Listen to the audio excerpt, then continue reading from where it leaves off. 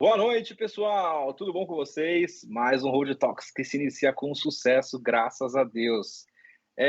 Antes de tudo, estamos aqui por um propósito, que é ajudar o Hospital Fabiano de Cristo, que ajuda pessoas carentes com câncer, né? Um hospital sem fins lucrativos. Esse é o propósito do nosso Road Talks.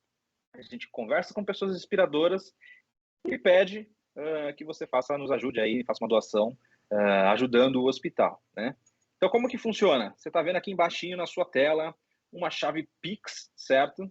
Você pode fazer a doação de qualquer valor, seja ele qual for, tá bom?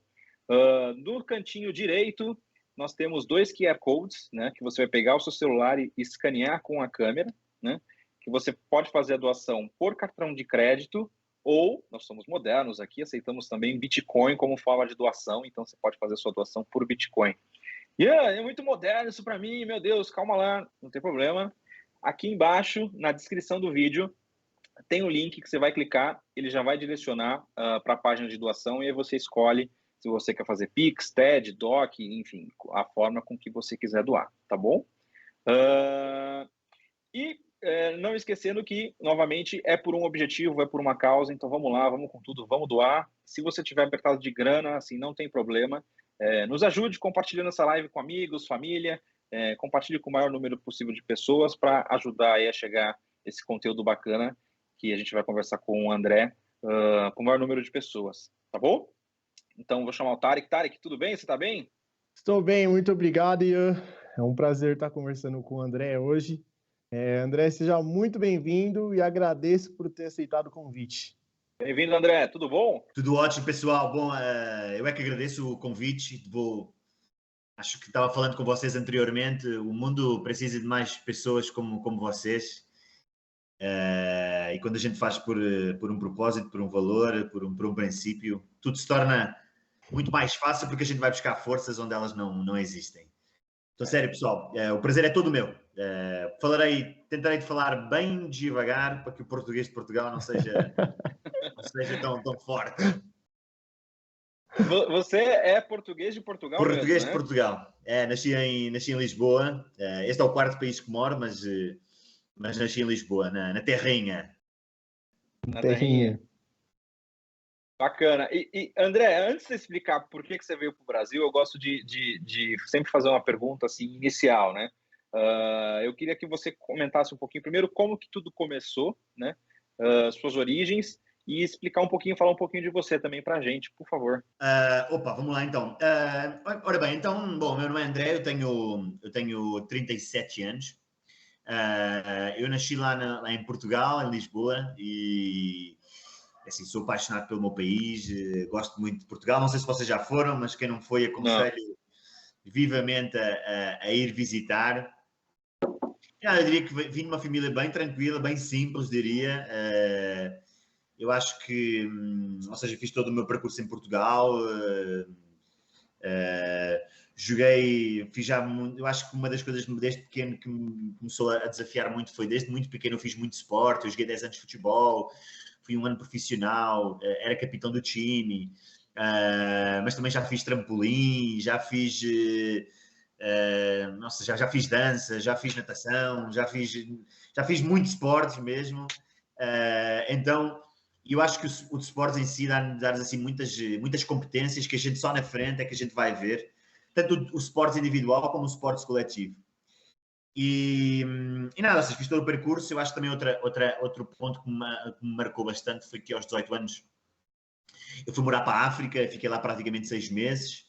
Então logo aí a gente abre o mundo por completo, vê que o mundo não é só Portugal, não é só Lisboa. Uhum. E então aí acho que essa paixão por querer morar fora, viver fora, começou logo aí. E também um contraste muito grande, não é? Porque a África, apesar de ter assim os encantamentos da África, é África, mas também nos projeta assim para outra realidade que as pessoas às vezes não estão tão habituadas, ou pelo menos eu não estava tão habituado. E a nossa cabeça se abre bastante. Então, isso teve bastante influência. Também estudei fora durante 3 anos na Hungria, em Budapeste. Eu acho que a gente vai sendo um resultado do conjunto de experiências que a gente vai tendo ao longo do caminho. Mas eu diria que, em traços gerais, assim, cresci em Lisboa, Portugal, tive assim estas duas viagens, estas duas vezes que eu morei fora me marcaram bastante, sobretudo na pessoa que eu sou e no profissional também que tive a sorte de me tornar. Bacana. E fala um pouquinho da sua trajetória, André, em questão profissional. Assim, você hoje fez uma empresa de sucesso, né? E conta um pouquinho para a gente. Bom, então é assim, eu me formei em economia e me formei em economia numa faculdade boa. Eu, embora gostasse de esportes e fosse não muito bem comportado às vezes, eu sempre fui muito certinho com as minhas notas, com a minha faculdade. Então, e eu na altura, quando terminei a minha faculdade, eu queria muito ir para... Eu terminei em faculdade de Economia, mas eu, logo ali no segundo, terceiro ano de Economia, eu entendi que o meu caminho não era por Economia, nem por Contabilidade, nem Auditoria. Normalmente quem se forma assim numa faculdade assim, ou seja, assim, mais ou menos reconhecida, normalmente as saídas profissionais, pelo menos no meu tempo, era Consultoria, Auditoria. Putz, eu pensei, não é para mim não é para mim este mundo. Eu gosto de pessoas, eu gosto de interagir, eu gosto... E assim, quando terminei o curso, na altura surgiram-se algumas oportunidades, me enviei currículos para várias oportunidades, mas eu sempre tinha a mentalidade de, ok, terminei em Lisboa, mas eu vou morar para fora. Pensava muito em ir para a Europa de Leste de novo, para a Hungria, para a República Tcheca, para os países do norte da Europa, também tivia. Mas as coisas acabaram por não surgir. E na altura pensei assim, olha, surgiu esta empresa de RH, uma multinacional bastante grande, a função parece legal e acho que vou aprender bastante sobre a área comercial, sobre um setor que eu não conheço, e a gente logo vai vendo. Bom, pessoal, entretanto passaram até me sinto quase às vezes um bicho, porque é um bicho raro, porque já passou 15 anos, 16 anos e ainda estou na mesma empresa, é verdade. Caramba. E me sinto um bicho raro, quando eu falo aí que eu já tenho 16 anos, isso já não posso dizer com tanta... já não é tão legal. Mas a verdade é que fui fazendo o meu percurso, ou seja, comecei como um consultor e depois, assim, tu vais começando a gostar do negócio, as pessoas vão começar a reconhecer, vão traçando planos de desenvolvimento, começas a ver uma jornada, algumas coisas na vida pessoal também vão dando certo. E honestamente acabei por ir e assim, aos meus 33 anos me tornei CEO aqui do grupo no Brasil. Eu fiz todo o meu percurso, comecei desde a base, praticamente como estagiário desde a empresa. Sempre tive a sorte de um ano e meio, sempre ser promovido. Passei a coordenador, passei a gerente, depois passei a gerente de mais unidades, depois passei a diretor de uma área de negócio importante. Depois, na altura, eu tive quase indo para trabalhar para a Rússia, na altura, num processo internacional que teve. E não, acabou por não dar certo. Selecionaram outra pessoa, outro português, e não fui eu. Fiquei bem chateado. Uhum. E depois me convidaram, olha, André, a gente tem uma vaga ali na América Latina, a gente está pensando no seu nome para isso. Assim, caramba, América Latina, não é? A gente fala, putz, tão longe, meu, não era bem isso. Mas assim, eu quero ir morar fora, então vamos que vamos para a América Latina. E a América Latina vai ser como que um trampolim para onde eu quero ir. O problema é que eu não contava, mas passado 2 dias estar no Brasil, puta, já estava apaixonado por estar no Brasil, já não queria voltar. Que legal, caramba, que legal. E nada, ou seja, entretanto passei a diretor também aqui do Brasil e há 3 anos e meio tive a sorte da empresa me selecionar, ou de me propor ser o CEO aqui da ADEC no Brasil e super feliz, porque eu também não quero ir embora do Brasil, então está ótimo e gosto muito do Brasil e tenho muita sorte de ter conhecido o Brasil e de estar aqui em São Paulo, porque é uma cidade, um país e um povo que eu gosto muito. Bem bacana essa história. André, assim, deve ter tido um choque cultural muito grande, né? Você já trabalhava numa empresa de RH lá na Europa, e agora você vem com o Brasil, e aí o que eu queria te perguntar, se tomou um susto até mesmo com questão trabalhista, né? Porque normalmente a gente na América Latina tem questões trabalhistas um pouco mais avançadas do que avançadas entre aspas, vou colocar um parênteses. Diferentes do restante peculiares. do mundo. Então, foi um susto? Como que foi essa trajetória aí, esse início? Porque assim, cada país tem a sua realidade, então é assim. A mim, isso por acaso, há muitas pessoas que enxergam isso como uma dificuldade, a mim me entusiasma, a mim dá um sentimento de entusiasmo, me anima essas diferenças, essas características. O Brasil, a gente costuma dizer no mundo executivo que se você vence no Brasil, você é como Champions League, né? Se você joga na Champions League, você pode jogar qualquer lugar da Copa do Mundo, né? Então, porque aqui tem verdadeiramente muitos desafios, não só no ponto de vista trabalhista, mas também no ponto de vista fiscal, no ponto de vista cultural. O Brasil em si não é um país, ou seja, está cheio de países, ou seja, diferentes culturas, diferentes pessoas. Tem coisas que são muito boas do país, da forma como estão feitas, outras que criam bastante dificuldade. Mas a mim talvez, Tarico, a mim o que me desafia mais, o que me apaixona mais é realmente, ou seja, é realmente vencer. Ou seja, o caminho sempre me deu vontade foi conseguir vencer mesmo na adversidade. E na altura, até quando a gente começou aqui no Brasil, quando eu comecei no Brasil, a empresa não estava muito bem. Hoje a empresa já deve ter praticamente 700 pessoas internamente. Mas o Brasil não era um país importante para o grupo. Uhum. E eu pensei assim, caramba, mas um país tão grande como o Brasil, um mercado enorme, ninguém conseguiu. Então, o que me animou, contrariamente ao que os outros diziam, que não, tem muitas dificuldades trabalhistas, muitas dificuldades culturais, é muito difícil fazer aqui negócio, é muito difícil. Eu enxergava justamente pelo copo meio cheio, não enxergava pelo copo meio vazio. Enxergava, se ninguém conseguiu, se é difícil, ao mesmo tempo vejo um país enorme como o Brasil, com imensa potencialidade, onde a proposta de valor não está consolidada. Putz, se a gente consegue pôr isto montando, a gente vai voar. E eu diria que sim. Eu acho que tudo na vida depende muito da forma também como a gente enxerga, não é? Então, sim, o Brasil tem problemas trabalhistas, tem problemas fiscais, mas ok, tá. Mas também tem muita coisa maravilhosa. Como é que a gente quer ver? Então, tem algumas coisas que nos assustam. A parte trabalhista, como tu falaste, Tariq, realmente acaba por ser uma legislação que amarra muito, que é preciso 5 pares de olhos quando a gente está fazendo alguma coisa mais sensível, é preciso... Mas, na verdade, são características. Eu olho isso como características. Se vocês forem a Portugal, se forem a outro país da América Latina que eu também conheço, ou a outros países da Europa, também vocês vão ver muitas coisas que são muito fáceis para fazer negócio, mas outras que complicam verdadeiramente. Então, acho que cada mercado, honestamente, é um mercado. É muita forma como a gente enxerga.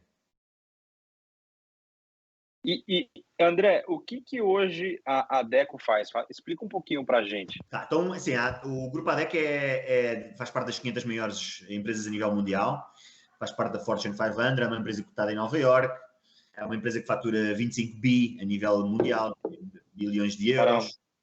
É uma empresa muito grande, sim. Fomos considerada a 6ª melhor empresa para se trabalhar na Europa. É uma empresa bastante forte, consolidada. Então, é assim, basicamente, dentro da RH, a gente tem todo diria assim, segmentos e subsegmentos de serviços de RH.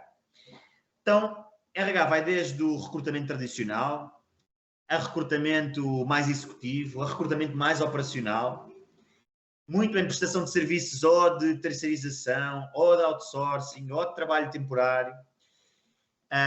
Depois, dentro deste segmento, tens subsegmentos como recrutar IT é muito diferente de recrutar varejo, por exemplo, ou recrutar varejo é muito diferente de recrutar saúde. Então, dentro da área de recrutamento abranges bastantes coisas. Depois tens muita coisa de tecnologia associada a RH. Então, como é que o teu processo de recrutamento pode trazer muito mais experiência, projetos de volume, o usuário, a experiência dos usuários, de quem compra. Então, assim, dentro de recrutamento tens muitos subserviços. Depois tens também, então já te falei da parte de prestação de serviços, já te falei de recrutamento, já te falei também, dentro do mundo RH tem muito o que são planos de desenvolvimento, então estamos a falar de coaching, programas de desenvolvimento, mentorias, que hoje em dia cada vez também existem mais soluções digitais. Depois tens muito o que é a parte de assessments, que é de testes psicotécnicos, psicológicos. Tens também muito o que eles chamam de a transição de carreira, que é o outplacement, que é agarrar em pessoas que estão saindo de empresas e recolocá-las no mercado de trabalho. Assim, quando a gente fala de RH, fala de muitos serviços. Nós, como Grupo ADEC, temos uma marca para cada tipo de serviço. No Brasil, a gente tem 3 grandes marcas, eu diria que sim, que segmentam bastante. Uma é a parte da ADECO, o Grupo ADECO tem a marca ADECO, que é muito voltada para recrutamento e seleção, que é muito voltada para serviços de trabalho temporário ou serviços de outsourcing ou terceirização. Tem recrutamento por volume, tem recrutamento de tecnologia, que é bastante forte aqui, e tem também toda a parte de recrutamento especializado, que também do nosso lado é bastante forte. Depois temos uma marca chamada LHH, que é também bastante importante aqui no Brasil, que é líder de mercado aqui, que basicamente faz recrutamento executivo, mas faz muito a transição de carreira e programas de desenvolvimento. Sim, estou falando muito abstratamente, não é? Sim, sim. Tem uma terceira marca chamada Puntun, que é muito dedicada a programas de volume de recrutamento e onboarding, com muita tecnologia embutida. Ou seja, como é que eu consigo fazer um mega processo de recrutamento onde eu consigo embutir bastante experiência, bastante tecnologia e dar a melhor experiência para candidato e experiência para o cliente final. Então, assim, em traços gerais, é assim que a gente se posiciona aqui no Brasil. E o André, complementando a sua resposta, você fala muito de tecnologia. Você acha que a tecnologia, até que ponto ela agrega no processo seletivo? E você acha que em algum momento prejudica também? Bom, depende muito. A tecnologia acaba por ser. Há quem diga, não é, que a tecnologia é uma commodity. A gente tem que agarrar na tecnologia e saber como é que a gente a transforma em valor para o negócio. Eu acho que a tecnologia vem, sim, sem dúvida, para ajudar muito, para tornar muito mais eficiente o processo, para simplificar, para nos ajudar muito mais a tomar uma decisão mais rápida e mais eficaz sobre decisões de RH. Agora, a gente não se pode esquecer que a gente somos humanos no final, não é? A gente Sim. trabalha, ou seja, os nossos clientes são humanos, as nossas pessoas são humanos, todo o ecossistema é feito por pessoas, então a parte de pessoas em recursos humanos é fundamental. Nunca vai haver nenhum robô que vai dizer que esta pessoa é melhor ou que é menor, porque isso tem muito a ver com a nossa emoção, não é? Sim. Muito a ver com a forma como a gente faz a avaliação em função do que são as nossas experiências, da energia que a gente sente. Acho que ainda não descobriram aí robôs que sintam a energia, que consigam interpretar a energia em função das experiências de cada um. E ainda mais, no contexto onde a gente eu já me posso dizer que já sou brasileiro, ou seja, já sou 50% brasileiro. A gente gosta do contacto, não é, pessoal? A gente gosta de estar, sentir, tocar, fazer piada, sorrir. Então, assim, isso são características culturais muito, muito fortes. Se vocês forem falar lá com uma galera lá da Suécia, Dinamarca, aí os caras talvez ponham muito mais energia. Agora, nós, como brasileiros, nós, ou sim, precisamos fazer aquele toque, daquela presença, que é fundamental. Eu acho que a tecnologia vem para ajudar, mas há características que a gente nunca vai conseguir eliminá-las, porque é do nosso ser humano, e ainda mais num país como o Brasil. Bacana. E André, você falou um pouquinho referente ao seu crescimento na companhia, né? Você disse que começou bem devagarzinho e aí foi subindo conforme o tempo, né? Se você fosse dar umas dicas aí para a galera jovem que está nos assistindo, que busca assim crescer profissionalmente, assim, quais dicas você daria? Olha, curioso que ainda antes do call fiquei quase falando uns 10 minutos com o meu pai, que me ligou, a dizer que tinha lá uma prima minha, que eu nunca, ou seja, já há muito tempo não ouvia, e ela, André, dá aqui uns conselhos a ela sobre o que é que tu achas. Olha, muito honesto, hein, pessoal? O que é que eu recomendo? Para já, eu acho que conhecimento é fundamental. A gente tem que ir atrás de conhecimento, não pode parar. Não sabe, é correr atrás. Sempre em busca de conhecimento. 2, depende muito da nossa atitude, correr atrás. Ou ficar chorando, ver o copo meio vazio, ou vamos em frente, vamos correr atrás da informação que a gente quer, do que a gente quer, traçar planos, etc. Terceiro não podemos... a indecisão é o pior que pode acontecer. A gente ficar parado, Eu recordo-me quando eu saí da minha faculdade, eu não sabia, e agora o que é que eu vou fazer, não é? Não sei muito bem qual é que é o caminho. Mas a verdade aqui também tem que ter uma decisão, que é para onde é que eu vou. Mesmo que não seja por ali, e se também não der certo, não tem problema. Pelo menos a gente já fica sabendo que por ali não vai dar certo. Por aqui eu já sei que ali não vai dar certo. É Não tem problema. verdade. E a gente, à medida que vai se conhecendo, vai se descobrindo. Ou seja, o Tariq de hoje, de certeza que não é o mesmo Tariq que era há 2 anos atrás. Sim. E o Tariq daqui a 2 anos vai ser muito diferente do que é o Tariq hoje. O importante é a gente seguir a jornada e seguir no ritmo e ir continuando a descobrir. Não tem problema. Ou seja, hoje os 30 de hoje já não são os 30 de antigamente, os 40 também não. E a gente também não precisa ter a vida feita já aos 20 nem aos 30. Está tudo bem. O importante é a gente ir se descobrindo. E há pessoas que só se descobrem aos 60, aos 70. E está tudo bem.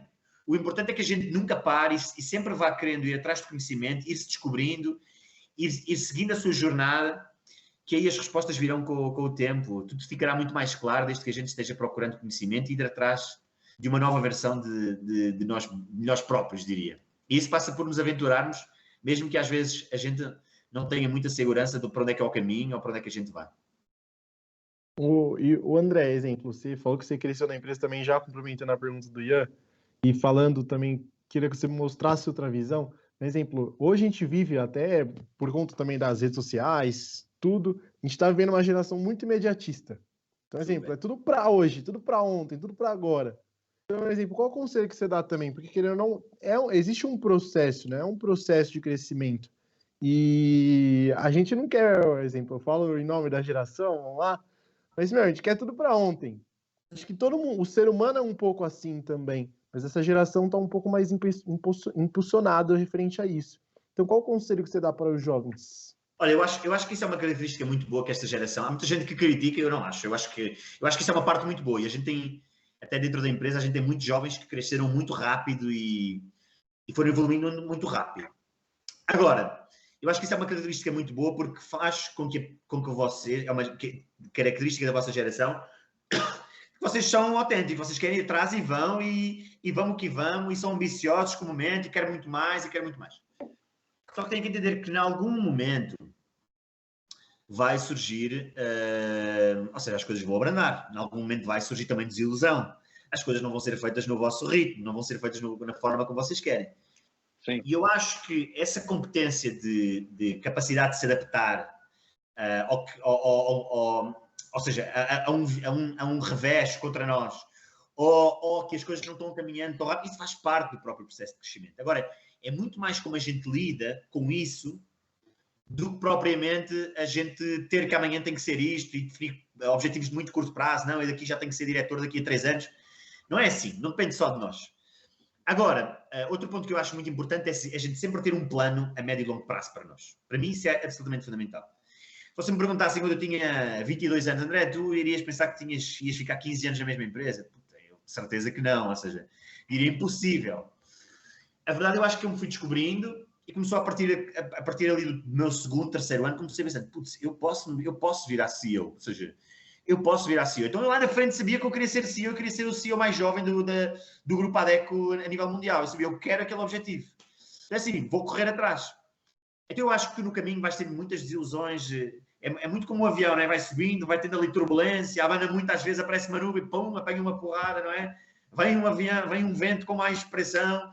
Sim. Isso faz parte do processo. Agora, é a gente nunca deixar de ver onde é que está o plano no médio e longo prazo. As porradas, a turbulência, isso vai fazer parte do jogo, mas é muito quanto a gente se consegue aguentar e ganhar essas competências, porque lá na frente vão dar muito, muito jeito. Vai haver momentos em que a gente vai querer matar alguém, vai haver momentos em que a gente vai querer dar um banão em alguém, vai desistir de tudo, mas é justamente nesses momentos que a gente, sabendo que tem lá um objetivo lá no final, que a gente não espera.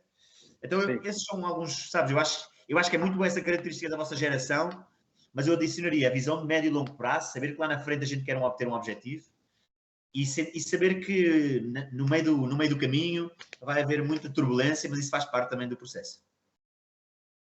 Bacana. E André, você comentou que é o CEO mais jovem, né, do grupo, né? O que você acredita que você fez de diferente, por exemplo, das pessoas mais velhas do grupo que não conseguiram chegar nesse cargo E você também acredita que é só competência ou tem também um pouco de política para você chegar a esse cargo? Olha, assim, eu honestamente eu não acho que fiz nada de extraordinário, na verdade. Eu acho que honestamente assim, o grande fator de diferenciação foi ter visto eu pensei na empresa onde é que ela poderia estar em 5 anos, 5, 7 anos. Então, eu tive a sorte de conseguir convencer algumas pessoas à minha volta de, putz, é por aqui o caminho, pessoal. Vocês já imaginaram o que é que vai ser para a empresa, para nós, a gente fazer parte desta jornada, desta transformação? Eu acho que a minha única sorte foi ter convencido as pessoas à minha volta a dizer que, olha, lá na frente há um caminho muito melhor, vai haver turbulência no caminho. E eu acho, honestamente, que essa foi ver o copo meio cheio e ver que a gente poderia tornar todos muito melhores se a gente fosse por aqui, por este caminho. Essa é a primeira pergunta. A segunda pergunta, tu me perguntaste, esqueci-me da segunda pergunta.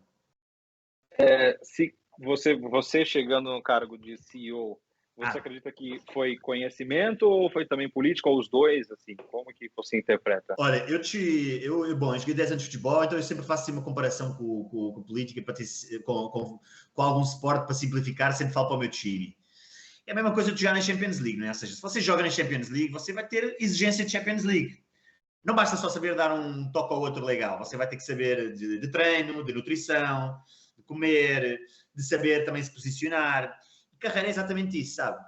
Vamos dizer, André, é importante política? Naturalmente que é importante política. É importante ser bom tecnicamente? É importante ser bom líder? Sim, eu não estou a dizer que eu sou, ou seja, eu só acho que é importante nesse caminho, quando a gente vai fazendo esse caminho. Política, há pessoas que dizem assim, não, eu não sou de política, eu só tenho que dizer aquilo que eu... Ok, então também se está limitando, não se está permitindo de aprender mais. Política é uma competência tão importante quanto várias que são necessárias para se chegar num outro nível. Eu recordo muitas vezes assim, alguns gerentes que nós temos aqui na empresa que depois se querem tornar diretores, dizer, André, eu não tenho esse perfil político de, às vezes, de me controlar, de não dizer... Ele diz, olha, se você quer jogar na Champions League, você tem que ir buscar competências para jogar na Champions League. Precisa de algum tipo de competências. Então eu acho que nos desafiar como pessoas e como profissionais, eu acho que isso é muito importante. Política, sim, é bem importante, como várias competências pessoais. E o André, exemplo, no mundo corporativo, a gente tem, querendo ou não, a competição de querer também, querer sempre crescer, mas sempre tem um que quer queimar o outro, né? Ele não só quer crescer fazendo dele, mas quer crescer, tipo, prejudicando do outro para beneficiar ele ou para mostrar que o dele é maior. Então, um exemplo, como você também lidar com essa situação que sempre vai ter alguém querendo queimar a gente, né? Então, como lidar com isso? Que no mundo corporativo acho que acontece com mais frequência também, né? Mas olha uma coisa, Dário, acho que isso está muito relacionado com culturas organizacionais, né? Eu prezo, eu não quero trabalhar numa empresa onde existe um clima tóxico. Eu sempre digo ao meu time assim, eu não quero trabalhar numa empresa onde a gente é maus uns para os outros, onde há absurda competitividade entre áreas, onde há toxicidade no dia a dia. Eu não quero trabalhar nessas empresas. Ou pelo menos eu não quero trabalhar numa empresa dessas, nem quero que eu, sendo líder da empresa, que exista esse clima. Agora, André, existem esses casos, mais ou menos, sempre vai existir, é normal, porque também todo mundo quer. Eu sempre digo ao meu time, muito honestamente, Tari, que eu não acredito em grandes profissionais sem serem grandes seres humanos. E digo isto de coração, é porque não acredito mesmo. Em algum momento, minha mãe sempre me fala, olha, André, querido, nunca te esqueças que o universo entrega para você aquilo que você entrega ao universo. Então, entrega bom para receber é bom e não entregues mal para não receber. E eu acredito muito nisso. Né? Eu acho que a vida profissional não é muito longe da vida pessoal. Se você quer ser mau para alguém, você pode ser e pode ter ali um benefício de curto prazo, mas lá na frente vai haver alguma coisa que isso vai se tornar contra.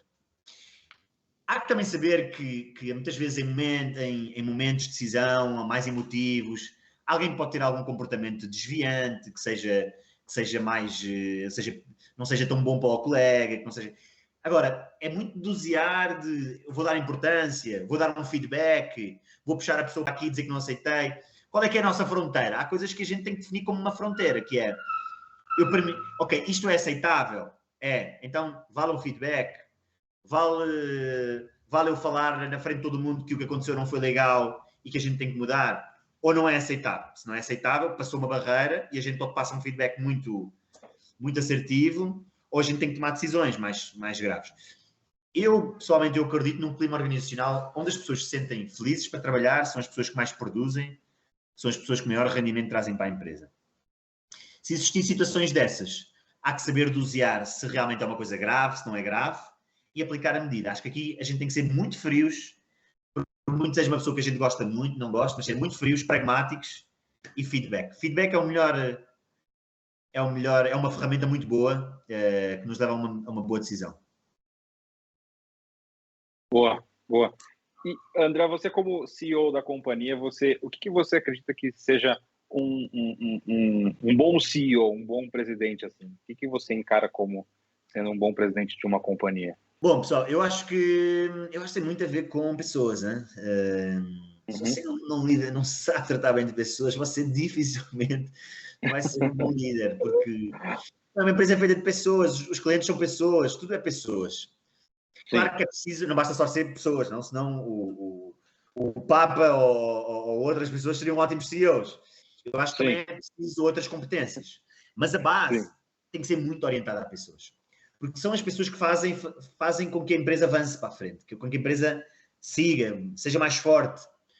Claro que sempre vai haver momentos em que não dá para ser o cara legal, mas isso faz parte do líder. Então eu diria, primeiro de tudo, pessoas. Ser muito orientado a pessoas, ser humano, mas ao mesmo tempo saber ser exigente. A gente sempre fala muito aqui no mundo executivo, ou pelo menos aqui na ADECO, é mão de pai, mas coração de mãe. Assim, mão de pai no sentido da ambição, no sentido da exigência, tirar o melhor da pessoa, mas coração é de mãe. É estar presente, de proteger, de saber acarinhar, saber ser empático com algumas situações pessoais ou mesmo profissionais que possam estar acontecendo, mas mão de pai, tentar puxar ao máximo da pessoa.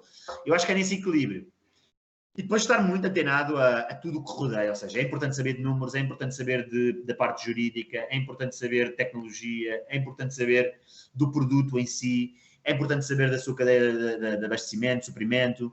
Então, assim, quanto mais a pessoa souber, quanto mais a pessoa se aprofundar, melhor é, mais competências ganha. Sim. Boa. Bacana. E o André, acho que sendo o CEO da empresa, acho que a gente sempre cria uma expectativa muito grande, né? E a gente acha que, tipo, a gente coloca num nível acima, né? E o que eu gostaria de saber, exemplo, como você, agora falando um pouco mais da parte pessoal, mas como você se recupera de um dia ruim? Ou de um projeto que não deu muito certo, ou de alguma frustração? Olha, você quer a minha resposta honesta ou a minha resposta da política? Honesta é melhor, né? Olha, eu tenho eu acho, ou seja, eu na minha vida, assim, eu acho que o esporte para mim é o meu escape. Assim, eu preciso treinar pelo menos 4 ou 5 vezes por semana e no limite. Caramba. Então assim, nem que seja uma corrida de 10 km, nem que seja as minhas aulas de academia, os jogos de futebol já não viraram tão no limite para mim, então já há muito tempo já não jogo futebol. Mas eu liberto muito a minha energia negativa no esporte. Mas é assim, são ferramentas, né? Há uns que são na família, nos filhos, ou seja, que se rodeiam. Eu pessoalmente, se me perguntas a mim, eu muitas vezes, quando às vezes estou super ansioso, super tenso, quando alguma coisa correu muito mal, eu vou fazer o meu treino, garantir que transpiro a 100% e no final esse problema já não é tão grande e está tudo bem e estamos prontos para outra. Eu acho muito importante, sobretudo à medida que a gente vai crescendo na carreira, ou seja, cada vez mais pressão, mais responsabilidade, muita coisa, que a gente tenha que ter sempre um escape. Mas hoje há também muitas coisas diferentes, ou seja, hoje há muito mindfulness, que eu também já fiz, yoga também já fiz, mas vi que não era para mim, ou seja, não era para mim. Eu já experimentei muita coisa, já fiz terapia, ou seja, faço terapia também, já fiz constelação, já fiz regressão, tudo que nos possa ajudar como ser pessoas e a estar em paz com os nossos temas, eu sempre digo ao meu time, façam isso, porque olha, eu fiz e pelo menos está resultando. Então, eu acho que não há que ter complexos, nem há que ter... Somos humanos, então, no final, temos que olhar para nós como seres humanos. Eu sempre digo muito ao meu time, sobretudo a diretores que trabalham comigo, que à medida que a gente vai crescendo e vai subindo na carreira, a vida de líder é cada vez mais isolada, mais sozinha. E vocês mesmo fazendo este podcast de vocês já sentem que, de certa forma, se não são vocês a mexerem ou a correrem, também não é ninguém que vai fazer por vocês. Então é uma vida também muito isolada e com muitas dores, não é? Então, se vocês próprios também não se acarinham, não tratam de vocês, em vez de se ajudarem, vai ser mais um a chicotear, sabem? Assim, a gente também tem que se tratar a nós, também tem que ter tempo para nós e tem que ter tempo para ficar em paz. As ferramentas para ficar em paz, no meu caso, é muito esporte. Eu diria que é 99% das ferramentas que eu tenho para me tornar mais tranquilo. E, André, CEO tira férias? Tem que tirar, hein? Tem que tirar. Eu sempre digo ao meu time, ou seja, para mim férias são sagradas. Tu me digas assim, André, férias onde tu desligas o celular e... Não, essas férias não. Mas é absolutamente fundamental tirar férias, porque tem que se fazer uma pausa. Isso faz parte do processo. Sim, eu sempre digo ao meu time, eu tenho muitos defeitos como líder, muitos mesmo. Mas há um que eu não tenho. Eu faço o máximo para não incomodar os meus diretores quando vão de férias, ou seja, porque aquele é o momento deles. Então, tem que ter férias com alguma responsabilidade, não tem que estar constantemente a ver o celular, mas sei lá, de 4 em 4 horas, pelo menos ver se há ali algum tema urgente ou não. Mas saber que à medida que a gente vai crescendo, como na carreira, como tem outras coisas, a gente tem que saber que há uma parte de nós que a gente vai ter que abdicar. Não é que vai abdicar 100%, mas vai ter que minimizar. Então eu sei que se eu for de férias e desligar durante 5 dias, isso não vai ser legal. Assim, pelo menos nem que seja de 6 em 6 horas, ou no final do dia eu ver o celular se tem alguma coisa urgente, eu isso sempre farei. Entendi. Vai lá.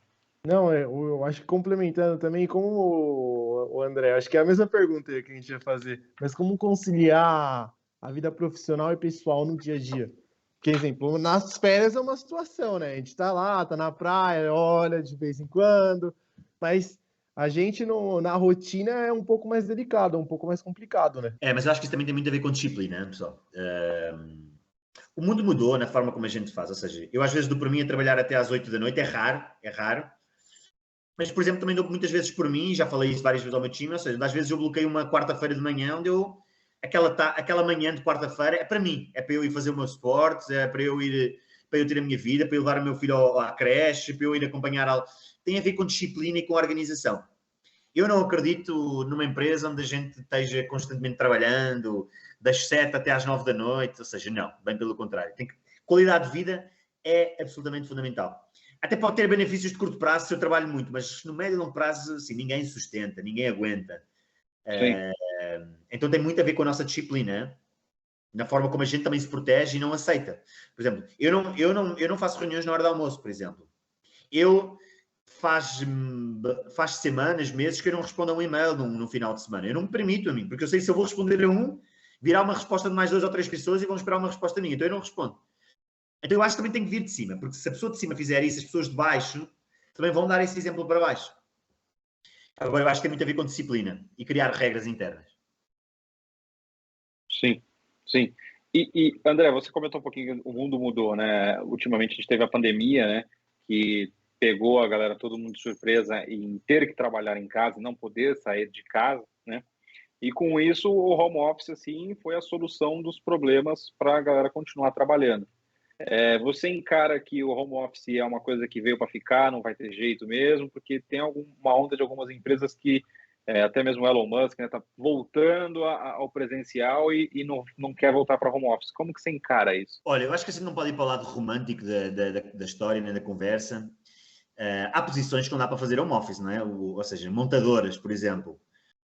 Logística, não dá, não é? Limpeza. Não dá para fazer logística, não é? Assim, a gente tem que ser muito pragmático aí. Há posições que a gente tem que colocar assim numa pirâmide não, mas numa escala onde não dá para ter home office. Por exemplo, nós temos pessoas ali na recepção ou da limpeza, assim, com todo, adoro elas, são umas queridas, mas aí não dá para fazer home office, para fazer trabalho de recepcionista ou para fazer limpeza, como vocês estavam brincando, na home office. Agora, eu acho que depois existe um outro nível, um subnível de posições, onde é super, ou seja, para além de ser superficial, eu super apoio, mas sempre com equilíbrio. Nós na ECO que nós temos, nós empoderamos, nós temos estas posições que são mandatórias estar na empresa, ou seja, como recepcionista, limpeza, por exemplo, e mais uma ou outra. A IT também não tem que ir, mas pelo menos o IT tem que lá estar sempre, mesmo se realizando. Agora, nós temos uma vez por semana, no mínimo, estar na empresa, para não se perder cultura organizacional, é muito importante. Mas a gente empodera muito as BUs, ou seja, as unidades de negócio, ou seja, o líder é que sabe. Então, é assim, ele é a melhor pessoa para saber se lá devem estar um ou dois dias, ou 3, ou 4, ou 5. Por regra, o que a gente tem na política é uma vez por semana, mas entendendo que cada área, em algum momento, pode ter diferentes visões. Desde que haja equilíbrio para mim. Agora, eu acho que o mundo veio, ou seja, por muito que haja vários pensadores sobre o tema, o mundo vem muito orientado a trazer maior qualidade de vida para as pessoas. E maior qualidade de vida passa naturalmente por dar muito mais flexibilidade às pessoas e acharem o que é o melhor para elas. Eu, no final, o que eu peço é produtividade, não peço horas de trabalho, eu peço é produtividade. Então, no final, seja em casa, seja na praia ou na floresta, ou seja, que haja produtividade. Exatamente. E o André, você falando agora também um pouco mais de RH, por exemplo, a gente vive numa onda de qualificação, né? A gente está num número de desemprego muito grande, né? E aí eu queria entender, pela sua visão, você acredita que esse número de desemprego alto é uma questão política? É uma questão que realmente as pessoas não estão se qualificando? Ou você acha que o mercado está muito mais exigente do que era, então as pessoas acabam não se adequando à vaga? Vamos lá, eu acho assim, overall, é como um mercado. RH é muito mercado entre a demanda e a oferta, não é? Como fala aqui no Brasil. A oferta e a procura, como fala em Portugal. Primeiro vamos falar de setores. Então é assim, há setores que vivem noutro mundo que eu diria que é o normal. Por exemplo, setores de tecnologia. Tem uma taxa de desemprego de 1%, 1,5%. Se a gente afunilar dentro de tecnologia, programadores, desenvolvedores, engenheiros técnicos estão aí ainda, ou seja, a taxa de desemprego é negativa, ou seja, falta gente para trabalhar. Sim. Se a gente vai uma área mais de sistemas, mais de suporte, infraestrutura, talvez aí a taxa de desemprego seja um pouquinho mais. Bom, se a gente vai à saúde, tem novamente essas dificuldades. Então, assim, há alguns nichos onde tem taxas de desemprego negativas e tem desemprego onde é mínimo, é 1%, 2%. Então, tirando esses setores que são completamente fora da curva, eu diria, Sim. No final é o mercado entre a procura e a oferta, entre o que o mercado pede e o que tem pessoas a trabalhar. No Brasil, nós temos uma taxa de desemprego importante, mas a gente também tem muitas ofertas que a gente não as consegue fechar. Então, tem a ver com política, mas também tem muito a ver com as características do país, da velocidade da economia, como é que o país está feito do ponto de vista trabalhista, quanto é que o país também está disposto a se liberalizar e a abrir oportunidades para novos investimentos, para que as taxas de desemprego possam ser menores. Mas vocês, por exemplo, têm a realidade, por exemplo, agora dos Estados Unidos ou da Europa, né? Que eu não sei se vocês estão acompanhando, sim, onde talento virou quase um novo ouro da Europa. Ou seja, é muito... Sim, praticamente todos os países têm muita dificuldade, têm taxas de desemprego baixíssimas. Por exemplo, Portugal está com taxas aí de 4 ou 5%, que praticamente são taxas que são inexistentes. Pedindo a muitos países, ou seja, pedindo para abrir fronteiras para muitas pessoas irem para lá trabalhar, porque não têm pessoas para trabalhar.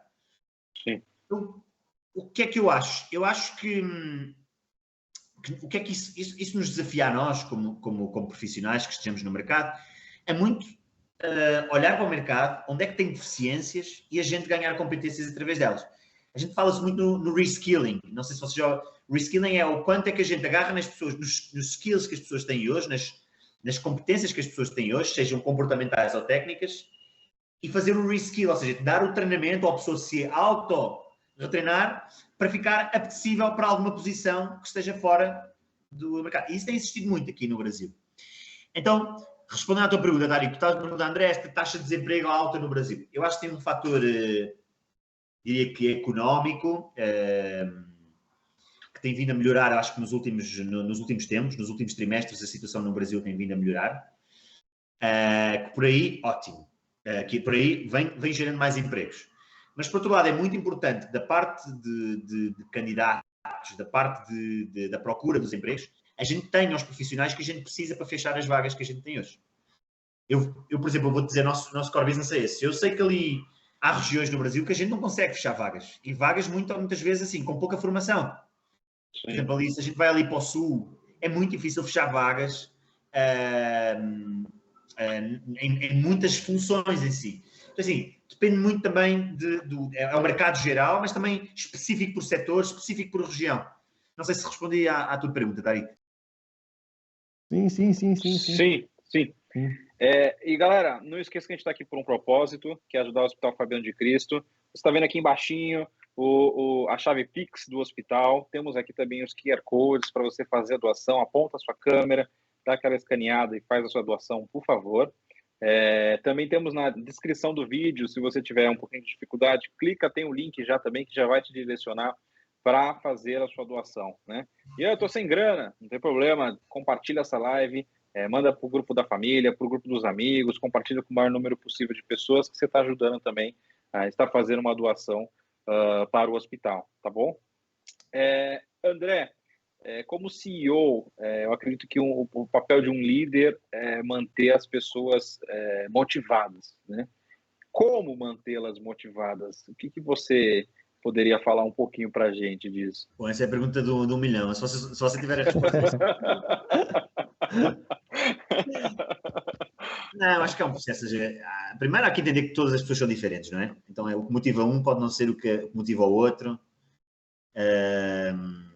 E cada pessoa também está numa fase diferente. O que eu acho que é o papel da empresa é em criar... Ou seja, é muito pensar, que empresa é que a gente quer ter? Eu acredito muito numa empresa pujante, uma empresa forte, que as pessoas queiram mais. Então, logo aí, existe um traço organizacional que é o perfil das pessoas. Tem que ser pessoas que queiram mais, queiram crescer, queiram evoluir, queiram aprender, queiram vencer. Depois tem muito em fazer com que a empresa consiga colocar as pessoas certas nos lugares certos, e muitas vezes a gente consegue, outras vezes não consegue. 2, a gente conseguir extrair o melhor das pessoas, de um ponto de vista de sistema, de um ponto de vista estrutural, de um ponto de vista de processo. E terceiro ponto, ter oportunidades, de gerar oportunidades de desenvolvimento e de crescimento para todas elas. Assim, não tem fórmulas mágicas, mas eu acho que parte muito por a gente ter sempre, conseguir passar uma cultura organizacional onde a pessoa se aqui para formar, se a pessoa trouxer produtividade, trouxer rendimento, a pessoa terá um mar de oportunidades à volta delas. Muitas vezes o que motiva um não é o que motiva o outro. E isso depende muito, existe o marco da empresa, o marco estrutural, mas isso depende muito do líder, do gestor da pessoa, de saber, de escutar. Eu acho que uma das características mais importantes quando a gente vai evoluindo na carreira é o escutar. Ou seja, acho que o escutar é fundamental. Parece uma coisa simples, mas eu diria que é das mais difíceis, hein, E acho que o papel do gestor é absolutamente fundamental. A empresa pode definir os traços estruturais para engajar, para reter, para desenvolver as pessoas, mas também tem aquele estudo, não é, que perguntaram a 100 pessoas o porquê de estarem saindo da empresa e 72 respondiam que era por causa do chefe, por causa do líder que tinham acima. Então não vale a pena a empresa ter projetos maravilhosos, ir para o LinkedIn e postar coisas maravilhosas, se depois na base tem maus gestores, tem maus líderes. Então é um mix, novamente, é um mix de várias coisas que fazem com que as pessoas ao máximo se engajam e consigam reter. Eu acho que o gestor tem um papel crítico. Porque muitas vezes numa empresa, e até te posso dar o caso assim da Adecco, às vezes nós temos um turnover baixo, nós temos uma percentagem de engajamento muito alta, mas numa outra situação já tivemos unidades ou algumas unidades dentro de uma estrutura com alto turnover e com um engajamento muito baixo. Assim, isso também diz muita responsabilidade do líder. Então, eu acho que tem muito a ver com a cultura organizacional, mas também tem muito a ver com o próprio gestor em si, na forma como está próximo, como cria oportunidades e dá feedbacks acertados às pessoas que trabalham consigo. Bacana. E o André, qual erros e acertos significativos da sua carreira você acha que levou até onde você está hoje? Putz, assim, erros, assim, eu sou o cara que mais erra, sempre digo, olha, eu sou o cara que mais erra da minha, ou seja, no dia a dia. Ainda hoje estava a passar um feedback a dizer, olha, eu não sou o melhor exemplo para falar, porque eu já errei muito sobre isso. Olha, erros assim importantes que eu olha, eu acho que um dos erros é quando a gente também quando começa a ter assim algum sucesso, ou as coisas começam a sair bem e a gente começar a entrar numa zona de conforto. Eu vou dizer, olha, eu acho que durante alguns 2, 3 anos entrei numa zona de conforto, sobretudo no aprendizado pessoal. Até que tive uma mentoria e que me disse, André, não podes parar. Ou seja, se tu queres evoluir, se queres continuar a crescer, não podes parar. E lá está, vem muita autodisciplina, o quanto é que eu me desenvolvi. Por exemplo, tudo que tem a ver com novas tecnologias, ou seja, tudo acontece muito rápido. Ainda agora vocês estavam falando a doação por Bitcoin, que eu achei incrível, assim, completamente disruptivo, completamente inovador. Bacana. Eu acho que há ali uma fase ali da minha carreira que eu me tornei talvez numa zona de conforto e que eu agora estou tentando recuperar o tempo que eu perdi lá atrás, sobretudo para novas tecnologias. Mas também, por exemplo, para temas... ou seja, sobretudo aí, eu diria. E depois, assim, erros sempre vamos ter aos milhares. E o erro faz parte da jornada. Mas é também muita forma como a gente também se olha para o erro. Ou seja, só não erra quem não está e só não erra quem toma decisões. Portanto, é muita gente como a gente enxerga. Erros, de certeza, tive vários, Tariq, ao longo do meu percurso aqui na ADEC. Todos os dias cometo erros. Mas, mas o bom é que a gente para e diga, ok, a gente errou, não é por aqui o caminho, vamos então por outro. Acertos, eu diria, ou seja, não sei, eu acho que também tive sempre muita sorte de me rodear de pessoas muito boas e acho honestamente que o trabalho do líder é isso, parece uma coisa muito difícil, mas no final é tu rodeares de pessoas muito boas, tão boas ou melhores do que tu na área delas, e no final tu tomares a decisão. E no final, decisões às vezes podem ser acertadas, outras vezes podem ser erradas, e está tudo bem, faz parte do negócio. Agora, se errou, o importante é ser rápido a corrigir e colocar no caminho certo. Bacana. Talvez eu aqui não trouxe tanta, porque talvez sejam coisas mais de negócio. Mas... Não, mas ótimo. É isso mesmo. O intuito é esse mesmo. André, estamos quase encerrando.